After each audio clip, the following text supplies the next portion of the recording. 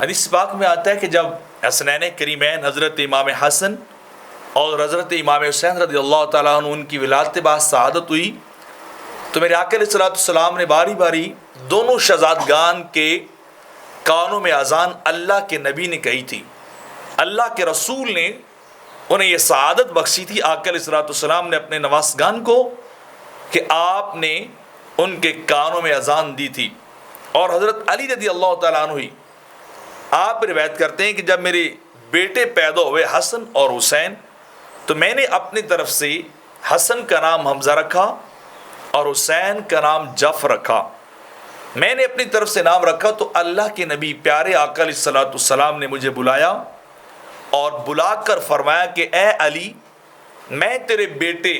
حمزہ اور جعفر یعنی حسن اور حسین کا نام تبدیل کر رہا ہوں۔ میں یہ نام بدل رہا ہوں اس لیے کہ یہ نام مجھے اللہ نے بدلنے کا کہا ہے، اور بڑے بیٹے کا نام اللہ نے حسن بتایا ہے اور چھوٹے بیٹے کا نام اللہ نے حسین بتایا ہے، تو لہٰذا یہ نام خود رب کائنات نے پسند کیے ہیں کہ اے میرے نبی، آپ کے نواسوں کے لیے آپ کے شہزادوں کا نام وہ ہونا چاہیے جو میں رب پسند کرتا ہوں، جو میں رکھ رہا ہوں، کسی اور کا نام مجھے ان کے لیے پسند نہیں ہے۔ تو یہ نام اللہ نے بھیجے آسمان سے، جنت سے اتارے میرے آقا کے شہزادگان کے نام۔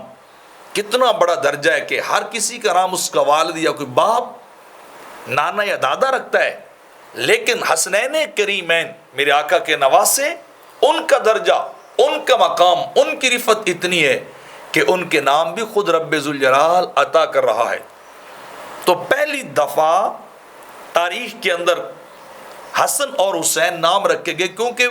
آپ کی ولادت سے پہلے، حسنین کریمین کی ولادت سے پہلے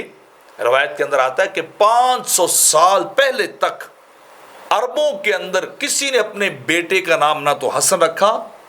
اور نہ ہی کسی نے نام حسین رکھا،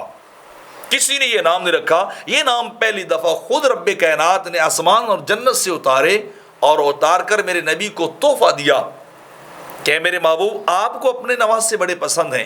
آپ ان سے بڑی محبت کرتے ہیں، بڑا پیار کرتے ہیں، ان سے بڑی دل لگی کرتے ہیں،